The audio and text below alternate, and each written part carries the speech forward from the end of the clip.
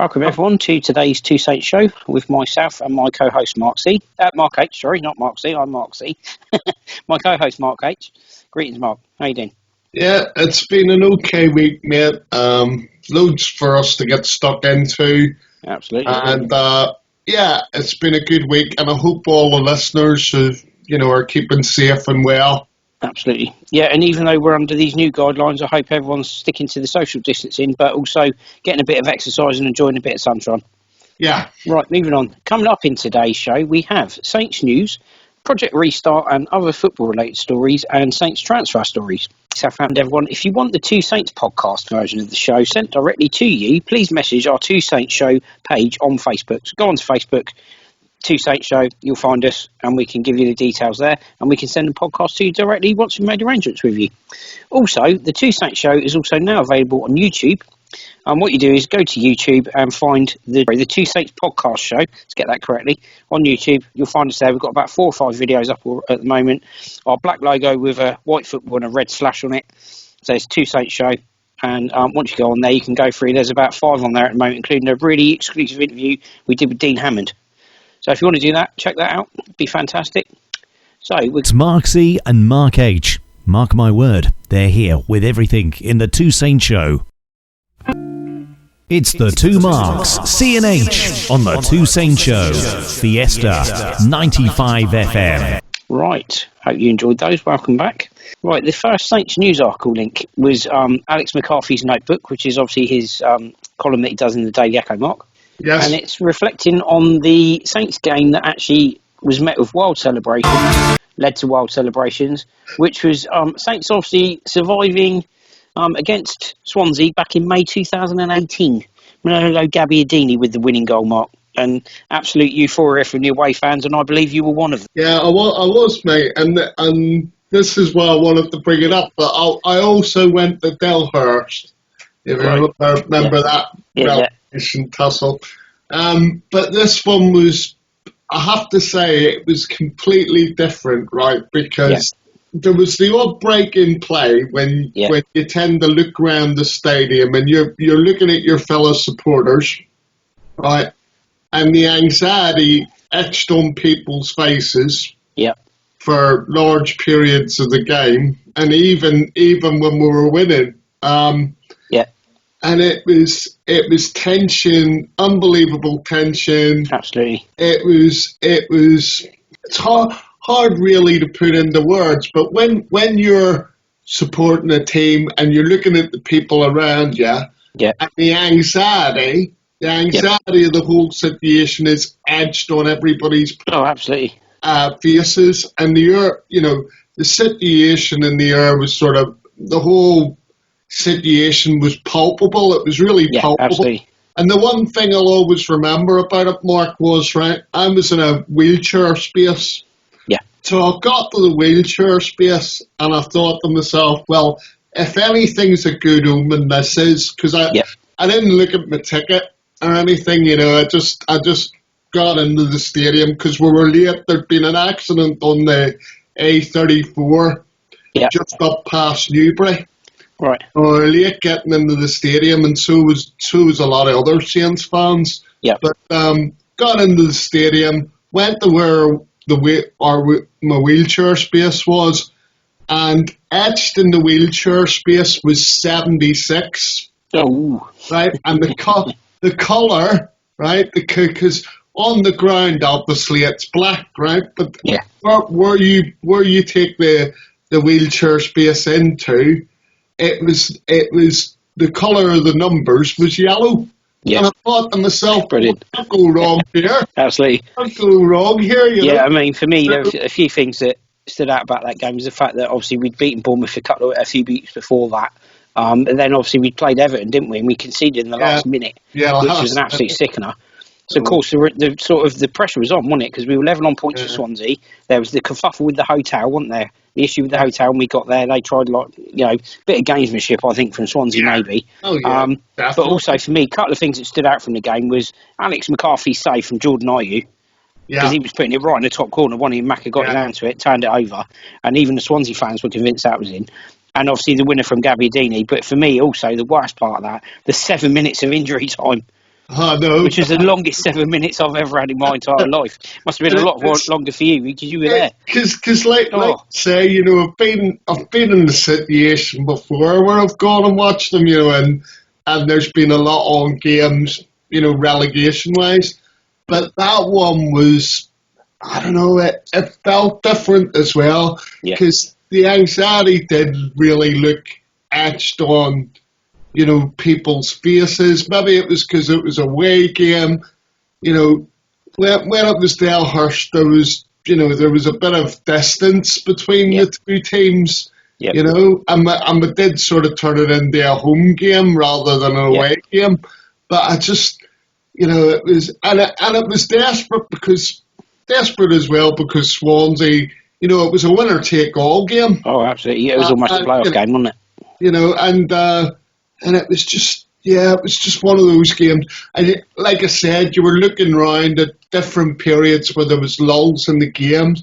Yeah. And you could see the anxiety, you know, nobody was really, really confident. You know, like I said, we've been faced with relegation before, and there's always been an air of, I wouldn't say confidence, but optimism, right? Because you might be at home or whatever. But on this occasion, it was like, you know, okay, Swansea hadn't won a game, I think it was, in 7. Yeah. And you know, and although our form had been decent before that, I mean, you mentioned we got robbed at Goodison Park, to be honest. Yeah. I mean, we should have we should have got our 3 points there, really. Definitely. But then that probably wouldn't have made any difference anyway. We still would have probably went into the Swansea game needing a point, and we probably did ourselves a favour in the sense of like, we knew that we had to win it, Mark, which I think is a kind of better situation than going into a game needing a point. You know, because I'm sure like every other Saints fan, they'd written off the Manchester City game on the Sunday because obviously City were going for, what was it, to break the 100-point barrier or something like that. Yeah. So you know, I'd already given up on that one, but it was tension personified, mate. Just tension, the tension in the air, you know. Absolutely.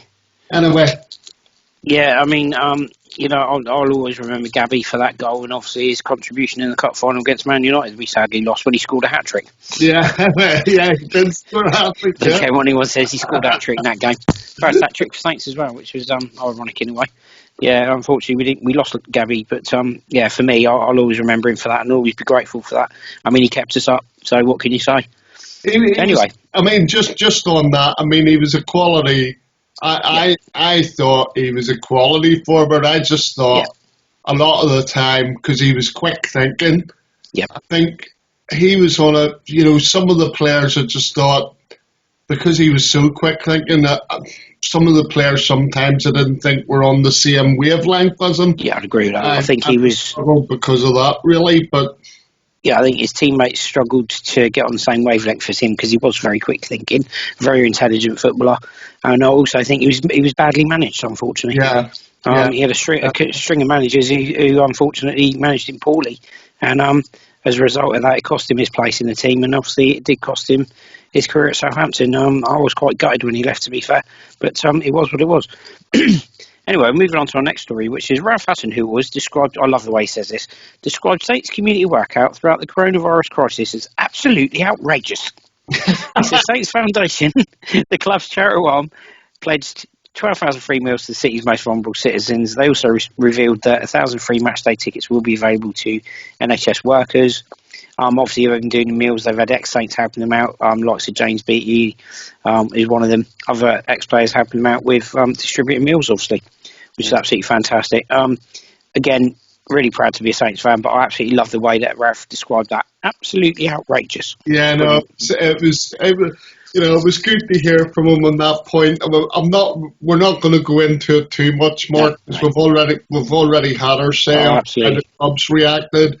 You know, we're both really proud of how the clubs reacted in the current crisis and stuff like that. So, you know, but the other thing, you just touched on it there. The ex-Saints players' response has been tremendous. But again, I've got to single out James Beattie because every week he seems to be out doing stuff, Well, I think he's also been at AFC Tottenham helping out as well, by the looks of it, Mark.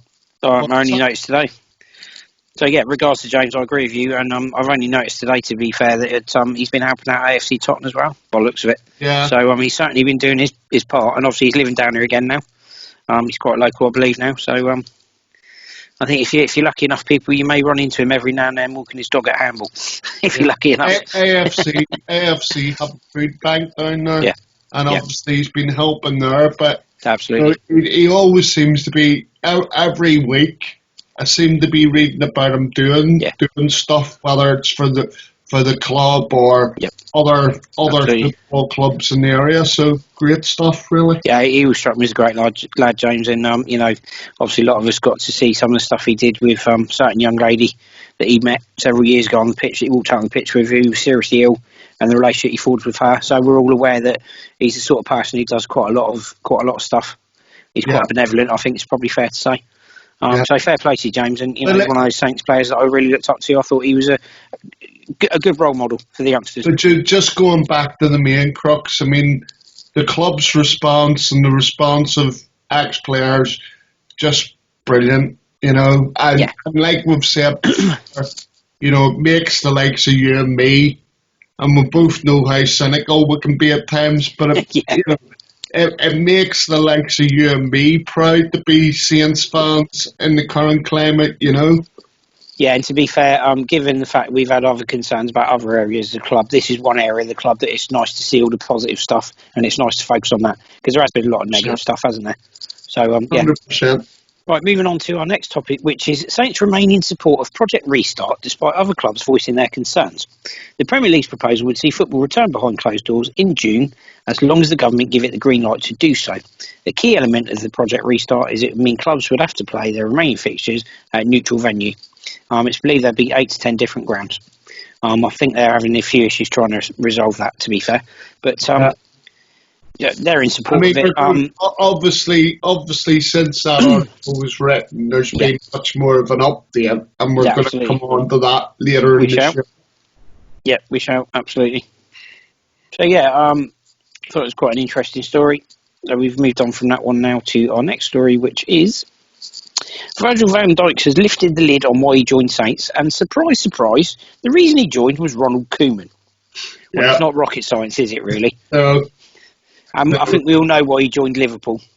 I think the 75 million quid had an awful lot to do with it. But anyway, it's good for him to have stated basically why it was he joined the football club. Yeah, and I think as well that it's fair to mention now that obviously the reason why he signed the extension was because Ronald was still the manager of the football club, and then circumstances changed. Within the blink of an eye, really. Absolutely. He'd signed the contract a couple of weeks before, and then all of a sudden Ronald up sticks. And I mean, don't get me wrong. I think there was always that frosty relationship with him and Les Reed, and the thing is whether people want to admit it to themselves or not, Mark, part of the frosty relationship was Les Reed's belief that the academy was better than what it was in producing players. Absolutely. History now has shown that current crop of players probably wasn't as good as people thought they were. And in actual fact, when Ronald had turned around and said that, of the current crop, you were probably only going to see 2 or 3 of the current team, make the grade. I think he's been proven to be right. And the other thing I want to point out as well is I disagree whenever people turn around and say he didn't give youth a chance, because he did. He gave people like Matt Targett, Harrison Reed, they all had debuts under him. So I just think it's a nonsense. It's an easy way to explain, especially if you're a club person. I mean, I'm a supporter of the club and the team, but I don't necessarily always agree with everything that's trotted out by the club, because right. I do find a lot of the time it's slanted in the sense of there's an attitude of the king is dead, long live the king, Yeah, no, absolutely. And the thing is, once he went, we paid the cropper for that because it was a succession of coaches, and as you and I have discussed, and I don't want to go into this, but, there was people behind the scenes that were making the decisions in terms of transfer targets, and it's something that I don't agree with. I think, for me, there has to be a collective between, coaches, identifiers, and the manager. Yep. Absolutely. So moving on to the next topic of discussion, which is Premier League suspension, ticketing and travel guidance from Southampton Football Club, Mark. So they've issued guidance to supporters around tickets and travel bookings following suspension of the Premier League matches. Match tickets, official coach travel bookings for, is it Norwich City, will remain valid for any rescheduled date. But what it was basically, Mark, was even though they put that link and it was put up this week, what it's actually for is it's now them basically saying if you book travel and tickets, right, for Watford away, Everton away, or Norwich away, you can now reclaim, because obviously, or and the club will refund your money. Yeah, that's really good. Basically, and we all know why this is. It's because any potential games that are played, whether they're played at neutral venues or home pitches. Basically, we all now know and accept that they're going to be played behind closed doors. So absolutely. And it's just advising any fans out there that have bought tickets in advance, whether it's coach travel or match day tickets, you can now claim your money back at the point of sale. Yeah, and that's really good. We both agree that if it's going to resume at all, even though we don't think it should, that behind closed doors is the best way. So, it's only fair the club are doing that. And again, it's reason to be cheerful. It's more good stuff going from the club, isn't it? Yeah, I can feel an Ian Jury coming on as we speak. Right, moving on to our next story in this section, which is Saints medical staff are compiling key information for players. And this relates to... That's very good, Mark, by the way. Very good. I'm still checking that one. So Southampton's medical staff are compiling key information for players for when they're actually given clearance to return to Staplewood. So basically, they're working hard behind the scenes to ensure players will return to the safest environment possible. To ease any reservations members of the Saints squad could be holding, the club's medical team compiling information ready for when a return to Staplewood is given the green light. My understanding is that basically when they do return to training, it's going to be small groups. They're talking about things like parking further apart and stuff like that, which is probably the only way forward, to be fair. Beyond that, I guess we'll see more in time as it develops. Yeah, I mean, I think I only brought it up because obviously it's a relevant sort of situation. Absolutely. And it's imperative that the club do things like this to ensure that there's as much safety towards players and staff, the backroom staff and stuff like that, and whoever else is down at Staplewood, and as I say, great to see absolutely.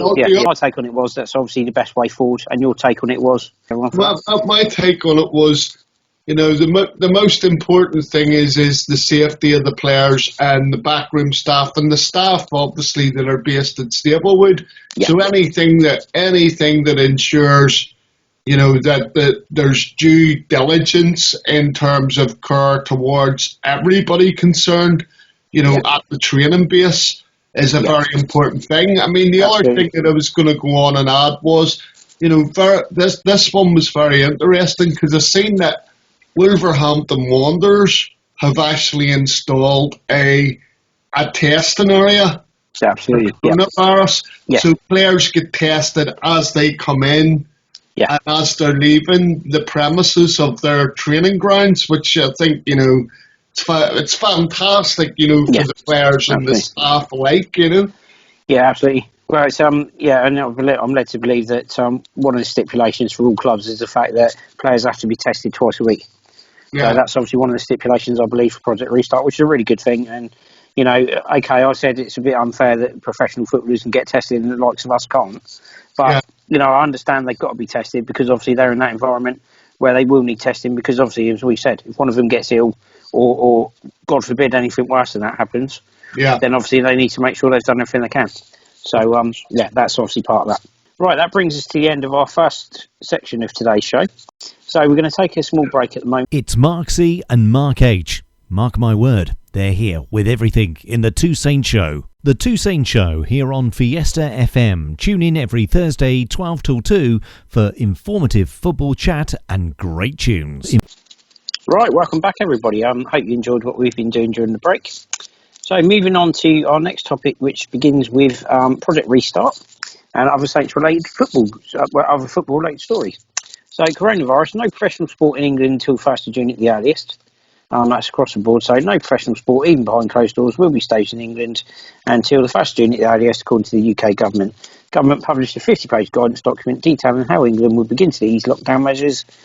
Step 2 of the plan, which will not be allowed to start before the 1st of June, includes permitting cultural and sporting events to take place behind closed doors for broadcast while avoiding the risk of large-scale social contact. So what that basically means is they can resume sport wherever they want without any crowds, be it cricket, football, whatever. Even Formula 1 might resume. We don't know, but it's possible. So, Premier League clubs are meeting on Monday to continue discussions on it, Mark. Yeah, I mean, obviously, top flight's been suspended since 30th of March. Basically, I'm letting you say what you need to say because there's no real comeback from me on that. It is what it is. So yeah, absolutely. Yep, so basically there'll be no cricket played in England and Wales till the 1st of July, and obviously no other sport of any kind until the 1st of June. And it's believed that if there's any Formula 1, there may be a race at Silverstone on the 26th of July. So basically no sport till the 1st of June, which we're not massively surprised at because we kind of knew that already, didn't we? Yeah. So moving on to our next story. Be the case. This one I'm a little surprised by, actually, because obviously I read something somewhere saying that this is not going to be the case. But anyway, we'll get to that in a minute. Premier League clubs facing $340 million TV refund even if the season resumes.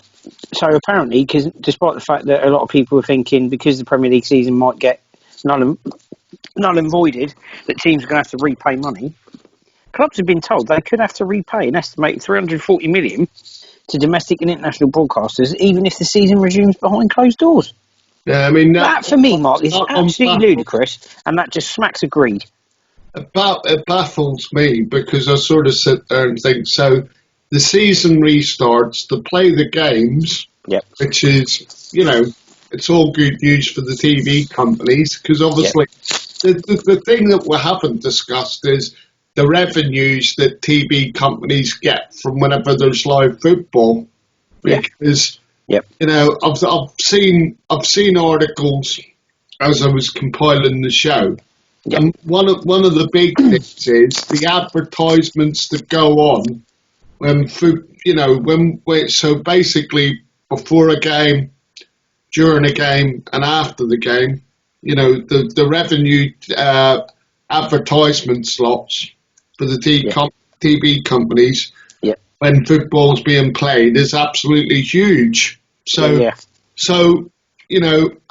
as I said to you, it does baffle me that, they're turning around and saying that there is this shortfall and the clubs, and I take it the Premier League to a degree, would have to be paying this money back. It does seem ludicrous that if the clubs play the games, and obviously, the general consensus is that they're committed to getting it on the getting the show back on the road because of the, we've discussed this before, because of the money involved. And it is the money involved. You see that the thing for me with this is, people keep going on about the integrity of the game. I mean, that's nonsense. That's a red herring, Mark, to be honest with you.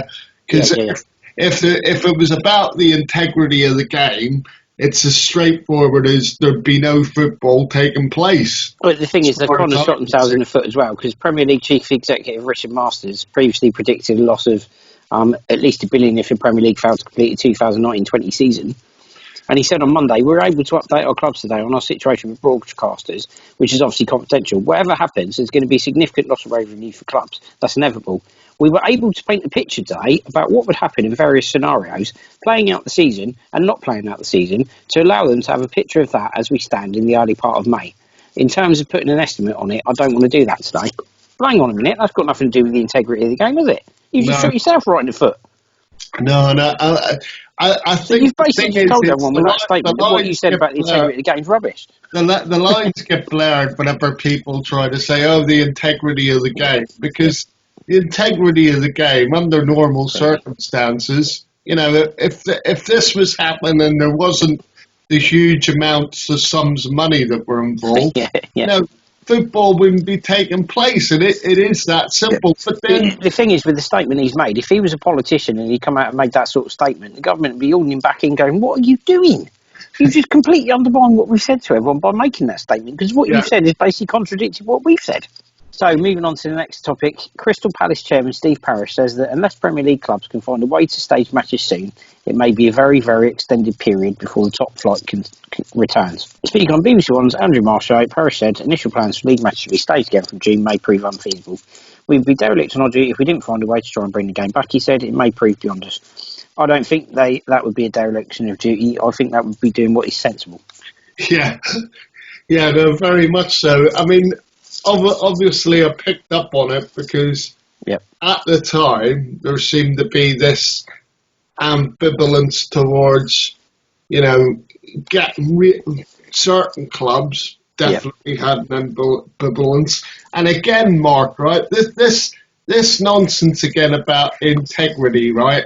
Yeah. I mean, the sides that have sort of decided, we don't want to play, we're taking our ball with us because we're one of the relegation threatened sides. Yeah. So, again, that's all to do with money and covering your own ass in case, you get relegated. I mean, look, all I would say is, and I've been consistent, and we've both been consistent in this about how we feel about football returning anytime soon, okay? And I'm not going to go over that. But the thing is for me, right, you've got clubs there, and the worry for them is falling out of the Premier League, okay? Yeah. And the biggest issue is, we go back to that word integrity, right? Yeah. You can't have Liverpool lifting the title because, I'm quite happy to state on air here that, if the season goes ahead or the restart goes ahead, Liverpool will be lifting the title. Yeah, similarly, right? You can't have European places being decided, whether it's Champions League or Europa League, without having relegation. It's absolutely farcical. I mean, whether it means that the 3 clubs that go down, there has to be a greater, financial package to them, then so be it. But you cannot have a competition-wise, you cannot have a situation where the clubs don't get relegated. I'm sorry, it's farcical. And anybody's idea turning around and saying that, no, it's okay because this is happening at the minute, and I don't buy into this thing that people turning around and saying, oh, we've got X amount of games left and stuff like that. Yep. And I sit there and I think to myself, most of the teams that are down there, they've been down there the whole of the season. Yep. Okay. Yeah, my take on it's pretty straightforward, Martin. Like yourself, I'm kind of echoing what you're saying in a way, in the fact that if you're going to give Liverpool the title, you relegate the 3 teams that are in the bottom 3. It's that simple. There's no ifs, buts, maybes. And surprisingly, there obviously are teams in danger of relegation that surprisingly aren't in favour of playing behind closed doors at neutral venues. Well, we all know why. Stop all the flannel and all the rubbish, because the bottom line is you just don't want to get relegated. I mean, I think that's now gone out the window, personally. Yeah. I think they're trying to find a way where people do get to play at their home venues. But yes, I just, I just think to myself, people now are just looking for different reasons. And, you can call me cynical, as I say, you and I don't really want to see it happen, to be fair. Yep. But, if it does happen, it's happening. And the thing for me is there's certain clubs now, after, there's been it would appear that there's been an accommodation about playing games at home grounds and stuff like that. And now all of a sudden, right, people are still turning around and saying, well, I don't know, it's got to be, decided upon by the players. And I'm thinking to myself, you're only coming out with that now. I was saying weeks ago, the first thing they need to check is to make sure that the players are on board before they even have any discussion. Absolutely. Well, that brings us brilliantly on to the next topic, actually, which is the fact that with news that those clubs in danger of relegation are against playing behind closed doors at neutral venues, and the suspicion that some are doing so in the hope of the season being declared void, the FA has issued a stark warning.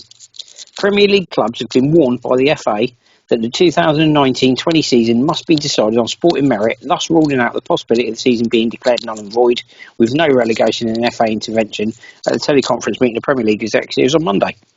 Yeah. Whichever way Premier League clubs vote on how to proceed, the future must include promotion and relegation clubs, we're told.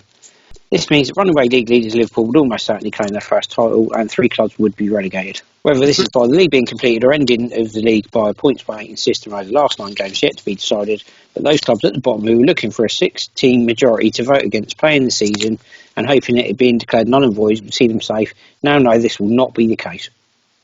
That will possibly see the current bottom 3 changing their opposition to neutral venues and accept that this way forward is better than them being relegated without another ball being kicked. So, it's basically, either play or get relegated anyway. Yeah. So, it says they haven't really been caught between a rock and a hard place. Basically, what they've said is, when we're restarting and if we're restarting, if there's a restart that happens, you're either playing, and if you're not, or you've got some sort of grievance, you're going to get basically expelled from the Premier League.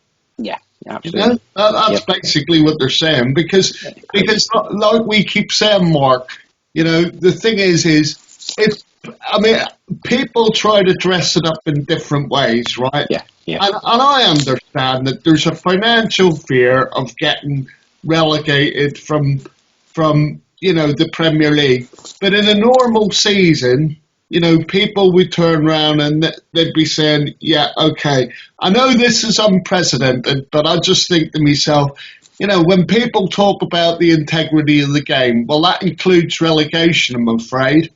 That includes relegation. So, you just can't have a system where you turn around and say, okay, we're scrapping everything, we'll all come back next year. That's, of course, if the restart happens. If the restart doesn't happen, then the status quo stays the status quo. Absolutely.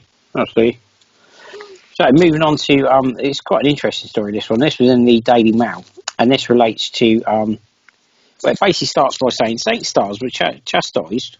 So this was, basically the Premier League considering allowing TV cameras into dressing rooms to appease broadcasters over loss of matches and... so over that. Yeah, there was an article a couple of weeks ago basically where Oriol Romeu had been interviewed, and he had actually suggested that as an added bonus they could have secret cameras in the dressing rooms and stuff like that. I mean, the thing is the Saints players got taken to task because apparently Oriol Romeu's the representative when it comes to speaking to the other clubs and players and stuff like that. That's and he never gave, they're claiming that he never gave them the heads up about what Saints were doing. But again, as I've said on previous shows, the reason why the Saints players and indeed the staff at the football club took the stance that they took was because the people who are running the game, i.e. the people at the Premier League and Gordon Taylor's lot, the Professional Footballers Association, they were dithering on what to do. And in fact, Saints had made their decision some 2.5 to 3 weeks before, either the Professional Footballers Association or the Premier League had come up with any instruction about what you're meant to do. Well, my take on it is that Orioles got a bit of flack, and Saints have apparently players have been chastised for the fact that they weren't keeping other people in the loop and they were the first ones to do it.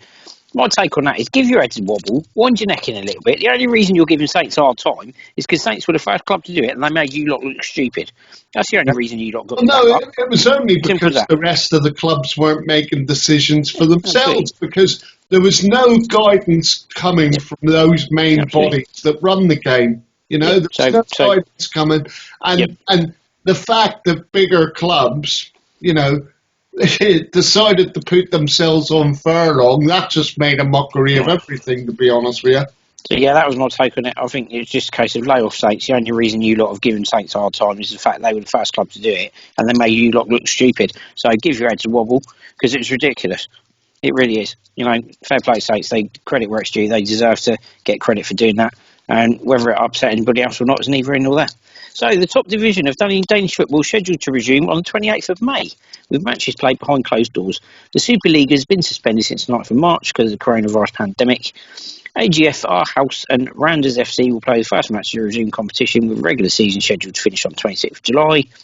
FC Midtjylland, who Saints fans will know sadly quite well, currently top of Super League and have a 12-point gap over second place FC Copenhagen, the defending champions. So Bundesliga in Germany is also set to resume on 16th of May and become the first European league to restart following the coronavirus shutdown. Yeah. Over to Mark H. Basically, I picked up this story because, as we know, this weekend the Bundesliga is returning. Yeah. And obviously, following on from that, then the Danish league is basically due to start in 2 weeks' time.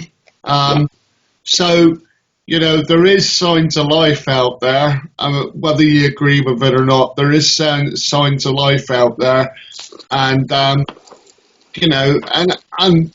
even though I've got mixed feelings about it all, Mark, at the end of the day, I'm not sure. I'm not sure whether I buy into whether it gives it a lift or not.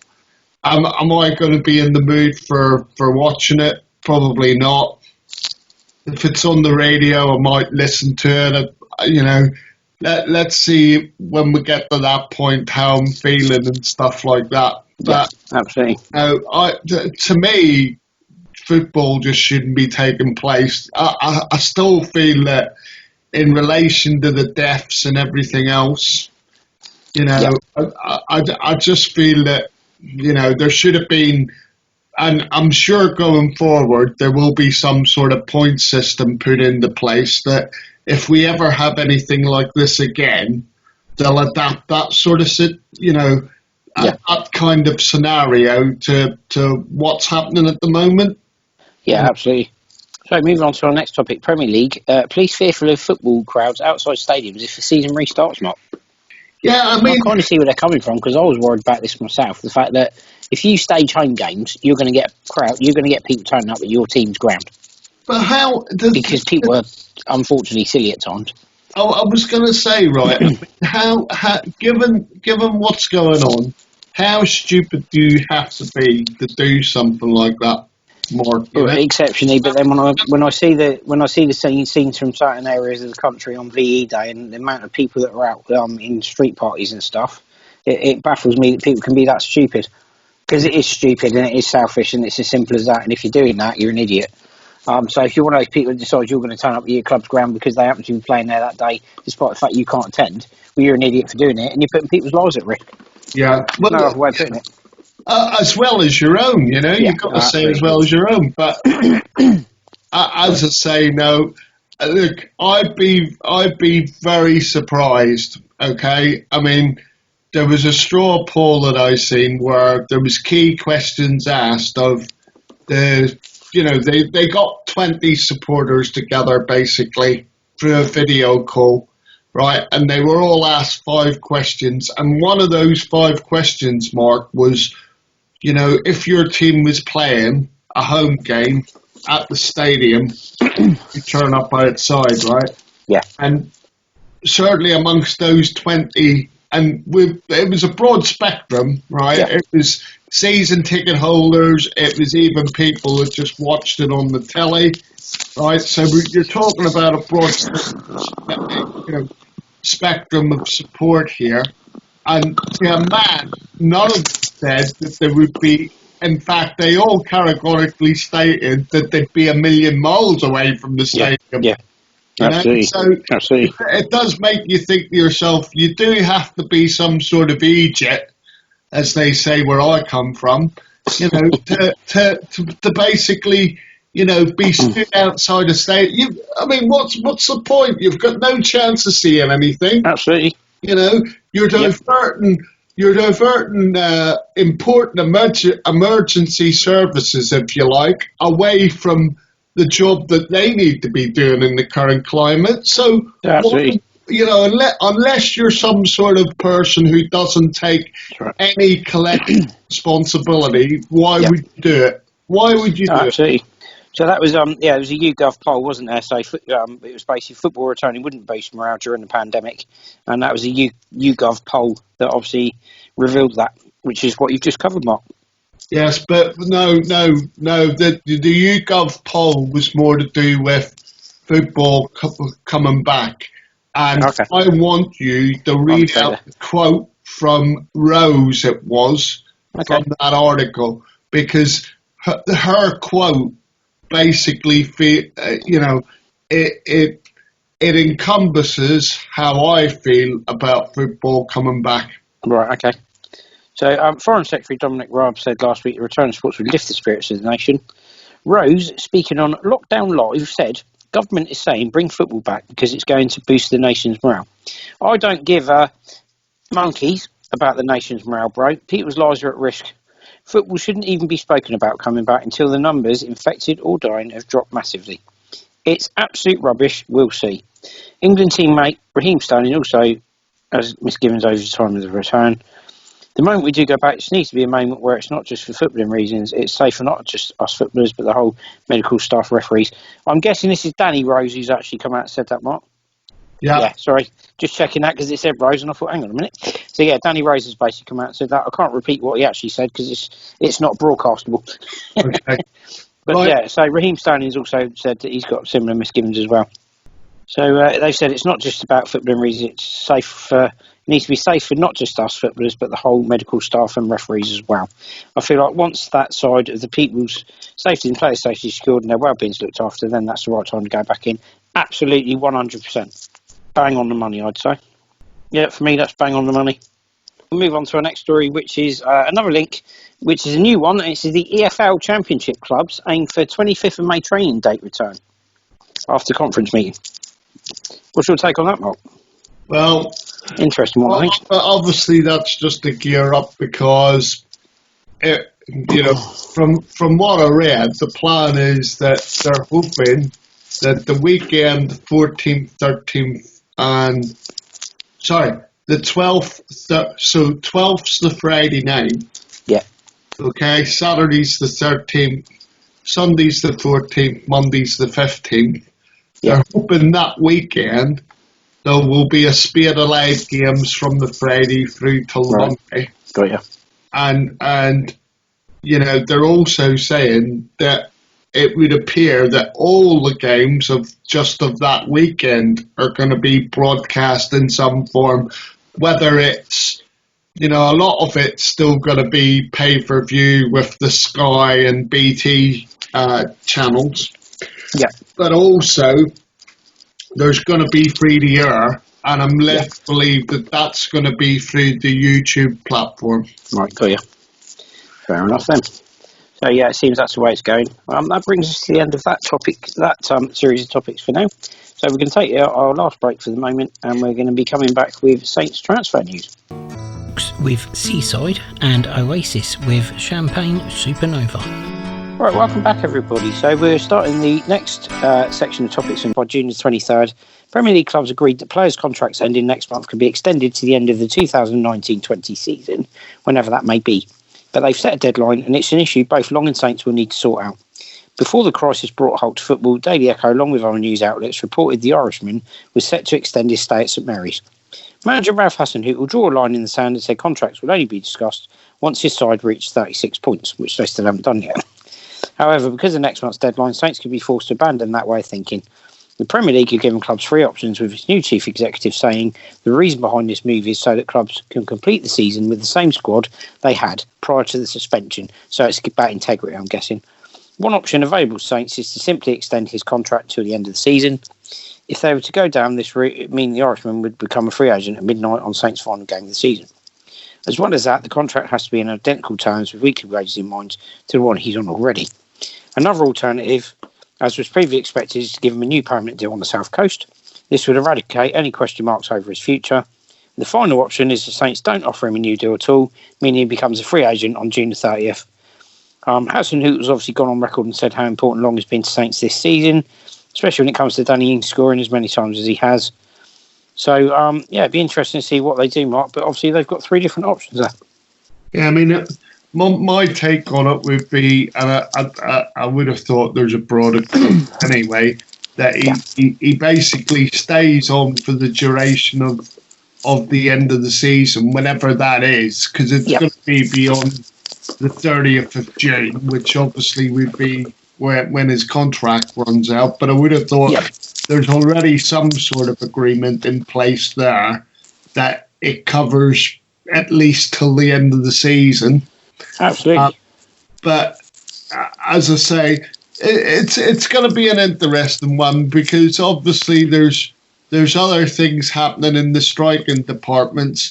I mean, I've stated before that Shane does bring something different in terms of forward play than anybody else that we've got.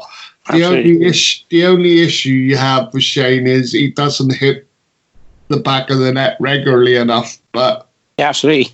So moving on to the next topic, this relates to Pierre-Emile Højbjerg. Tottenham Hotspur are reportedly rivaling Everton in a move to sign Southampton captain Pierre-Emile Højbjerg this summer. But surely Jose Mourinho's side have a trump card to beat the Toffees to the Austrian signature. Austrian? I thought he was from Denmark. He is. So he's Danish. So you got that one wrong, I'm afraid. That's he's definitely not Austrian. Anyway, the Telegraph have claimed that Tottenham had to wait until the global health crisis passes before weighing up a move for the 24-year-old in order to survey their financial position. Sky Sports claim he's worth 35 million. I would suggest that Sky Sports stop putting that funny stuff all over their cornflakes, whatever it is. He's definitely not worth that much, I wouldn't have thought. But anyway, Spurs are not alone in the pursuit of him, given his contract expires in summer of 2021. Everton are also keen to lure him to Goodison Park, apparently. Interesting one. That's that one. And also, he's been discussing his future. Yep. And why he believes that, he basically said he failed at Bayern Munich. What he's basically said is, he's set to enter the final year of his contract. What he's basically said is that he's not saying goodbye to Saints. Saints giving him a really good platform. He's thoroughly enjoyed his time here. He's not saying goodbye, but he wants to win the Premier League and the Champions League. And he feels that he's better off at a top. He's not saying goodbye. I've read the article. He is saying goodbye. He is saying goodbye. He may not be saying goodbye to the Premier League, but he's saying goodbye to Southampton. It's interesting because what he actually said, and I'll quote him as well directly, because it's a strange one what he said, because what he's basically said is, obviously he's now had a field to the flames by saying he's keen to make the step up, and Southampton more than aware of his intentions. He said, I know what I want, the club knows it too. I want to play at an even higher level than I am currently. The relationship between Southampton and me is fantastic. The club gave me the platform to grow. I'm not saying goodbye, I'm focused on my club. But my goal is very clear. I want to win the Premier League and the Champions League. Mark, if you want to win the Premier League and the Champions League, you're not staying at Saints. It's that simple. Mark, he's completely contradicting himself. Listen for a minute, okay? Right, listen. The club knows where he's at, right? He knows where he's at, right? He has stated, right, that he wants to be winning Champions League and he wants to be winning League, right? He won't be doing that at Saints anytime soon, okay? No. So, let's put it in another way. It's good night from him and it's good night from me. Absolutely. And I'll see you down the road, mate, because that is just nonsense talk. It's the same fudged answer that he gave at the fans forum when I asked him the question about signing a new contract. And he put his head down. He put his head down. He gave an answer that obviously would kind of appease the supporters who, they're loyal irrespective of what players say. But as soon as he gave the answer he gave, as far as I was concerned, he was condemned by his own words. And in that article, he's condemned by his own words because he's saying it's not good for Southampton. Well, I'm sorry, Pierre, but when the season ends and you move in the summer to wherever you're going, it is goodbye. Absolutely is. Yeah, the thing is, it says here that it was considered something of a coup for the club at the time, given how highly rated he'd been at the German Giants. I didn't think it was a coup. I thought he was a decent signing, but I didn't think it was a coup. It said many predicted he'd gone to become a star at the Allianz Arena, hoping he could be a long-term replacement for Xabi Alonso or Bastian Schweinsteiger. He's not even fit to lace their boots, no offence. No. That never happened. When asked why he didn't make the breakthrough at the club, he says it was his fault. This is quite a telling statement, and remember this, Pierre, because this may come back and bite you in the backside. My biggest weakness during this time was my impatience. I wasn't ready to wait a year, 2 or 3 years for my breakthrough. I wanted to be important right away. I was too emotional too. But how can I fail? I trained with the best players in the world. Between the ages of 17 and 20, I was in a school of champions, wanted to get out there and write my own story. If you were as good as you believe you are, Pierre, you'd be in a top 4 team already. Right. You are leaving Saints, and it doesn't matter which way you paper it up. One word in the end of that article sums it up for me: impatience. Yep. Right. And the thing is he's obviously a man in a hurry to get to where he wants to go. Yep. I hope for his sake that he gets to go where he wants to go. This winning the Champions Leagues and all that there. Because the thing is, mate, even if he moves to Everton or Tottenham, it might be a step up, but they aren't going to be winning the Premier League or the Champions League anytime soon. Well, no offence to him, I would not consider Pierre-Emile Højbjerg to be the sort of player that would go to Everton and Tottenham and be a game changer for them. Is he going to change that squad massively? He's going to massively improve his squad. I wouldn't say he is. I think he's not as good as he thinks he is, I'm afraid. He's one of those players where it's horses for courses, okay? Yep. Tottenham, Jose Mourinho these days isn't the same coach he was when he was at Chelsea, okay? Yeah. He does like his defensive midfielders, like we've seen when he brought Mata to Manchester United. Yeah. Or not Mata. I'm trying to think of the bloke's name now. It's gone. Yeah. It wasn't Mata. Mata's the Spanish one. I'm thinking of the Croatian or the Serbian. Yeah. He had at Chelsea, and he brought him to Manchester United as well. Can't think of the name at the minute. Nemanja Matic, was it? Matic, yeah. Sorry, listeners, it's Matic. So, these days he's more India's defensive-minded midfielders than what he was when he was kind of Chelsea manager. He played much more of an expansive game. But the simple fact of the matter is that, neither of the clubs that are interested, unless he has a deal, some sort of move up his sleeve with his agent, Everton and Tottenham won't be winning any sort of trophies anytime. Well, might win a cup or something, but they're not going to be winning Champions League or Premier League anytime soon. Well, things as well, I'd say to Pierre, word of caution, by all means, if you're going to leave Saints, you do that. But, chances are you've marred what you have done at Saints by the stuff you've said. Unfortunately, as well, you look at some of the other players who've left Saints feeling that they were better than they actually were. I could think of the likes of Dejan Lover and Luke Shaw, and their moves didn't exactly work out, did they? And what worries me is I'm worried for Pierre that this move of his, if he goes to Tottenham or Everton, it's not going to work out. Because I don't think he's going to shine in either squad, to be fair. But anyway, that's just my take. Anything else to add, mate? No. So moving on to the next article. This relates to Kyle Walker-Peters. He wants to finish the season with Saints. I can't say I'm surprised at that because I think he's played, once is it? So with the last 9 games, wherever it is, he's looking to extend his loan beyond the 30th of June. And he's hoping that he'll get the opportunity to finish the season with Saints. Well, all I would say is you're going to have an absolute barnstormer of the last 9 games, Carl, if you think you're going to stay at Saints then. You're going to have to set the world alight, mate. I don't see that happening. I genuinely, I mean, he's having a laugh. The Tottenham fans, right? I've got to say this, and it's relevant to the article, okay? So the Tottenham fans are jumping up and down, going, "Yeah, get them out the door, let them go to Saints. You know, we can use them in a makeshift deal to bring in, you know, Emil Højbjerg." You know, and I'm sat there and I'm going, you know, by and large, so far, you know, from what the Saints faithful have seen of him, right? Yeah. I would say 98% of them, right, are not convinced by him at all. Yeah, exactly. You know, yep. And as I say, it's all right for, you know, for supporters to clamber and go, yeah, get them out the door, sell them to Saints. We can bring Højbjerg in then, you know. Yeah.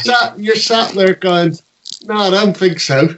No, you know? Absolutely not. Yeah. There you go. But look, the thing is the main thing is he's committed to the end of the season, and that's fine. Let's see how he does in the last 9 games. Absolutely. Right? Because I think it's only fair that you judge him over the period of time, and then you make a decision.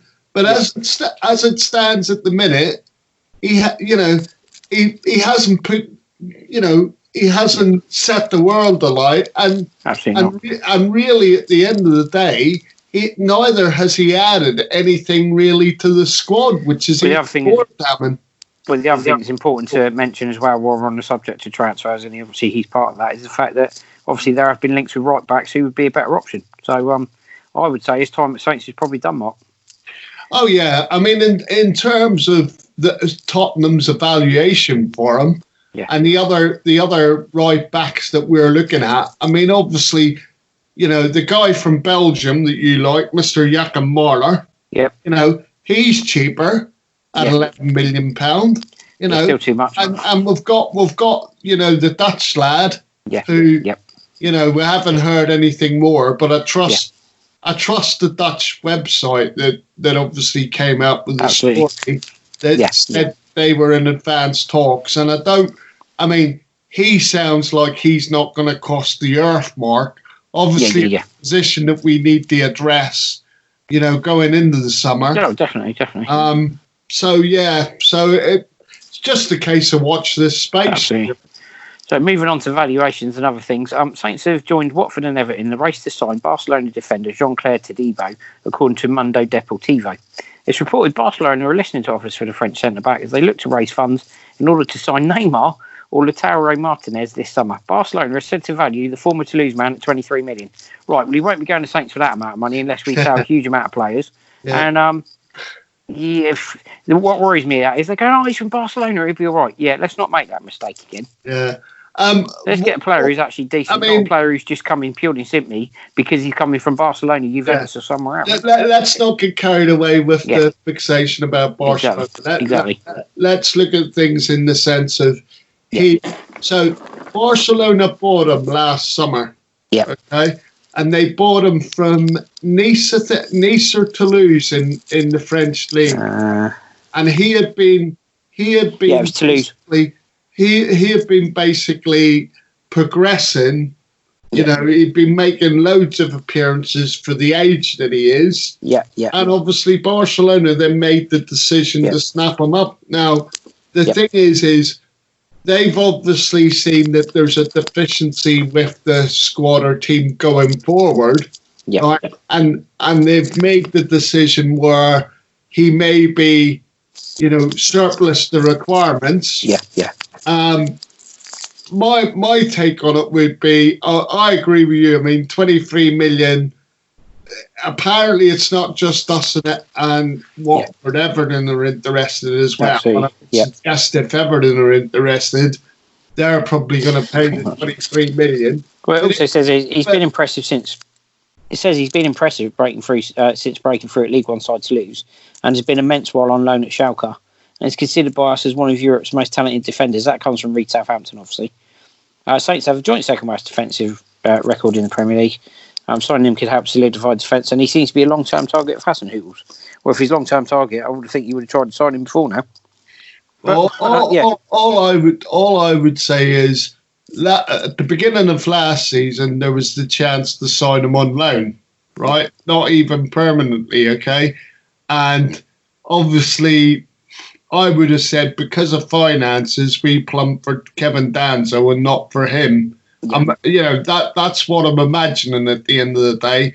But realistically, do I think he's a realistic target for us? No, I don't. Yeah, absolutely.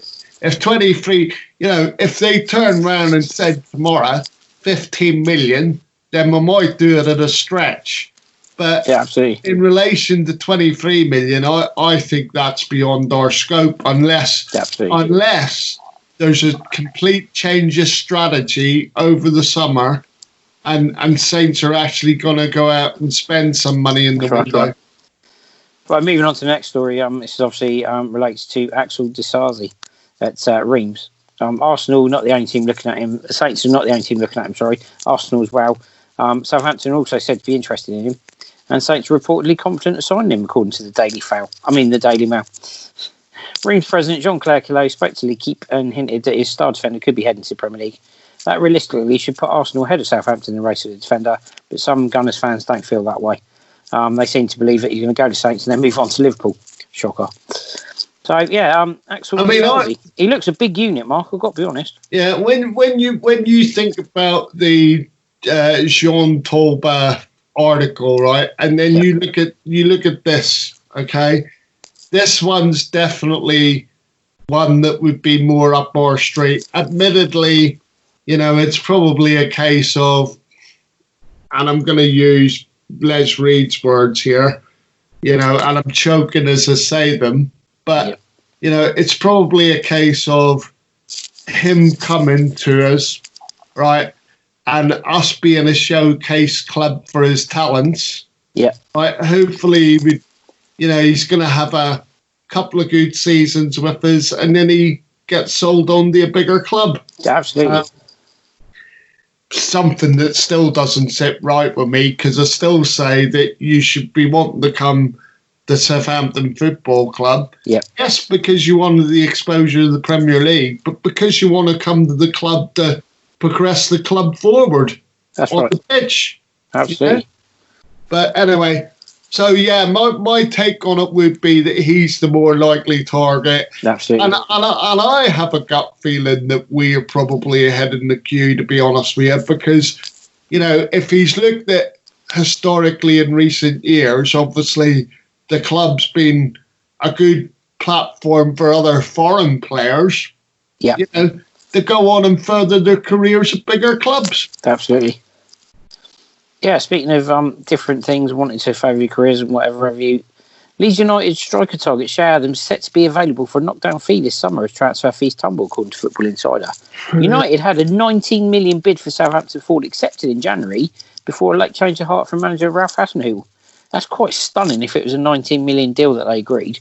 Obviously, he's not featured much at Saints, but they reckon he could be available for as little as 10 million. Yeah, I mean, I think he's going to go, Mark. What do you think on it? I think he might be released. Yeah. Well, not released. He's going for a transfer. Well, sold. That's what I meant. But when I say released, I mean sold. But yeah. The thing is for me is that I look at the story. I don't believe that was the kind of money that was being offered in the January, because I do think Saints probably would have took the money, to be honest with you. I would have thought so. If there was a dealer, there was a suggestion, and it was being steered by one Leeds-based journalist, really, who was coming up with all these stories.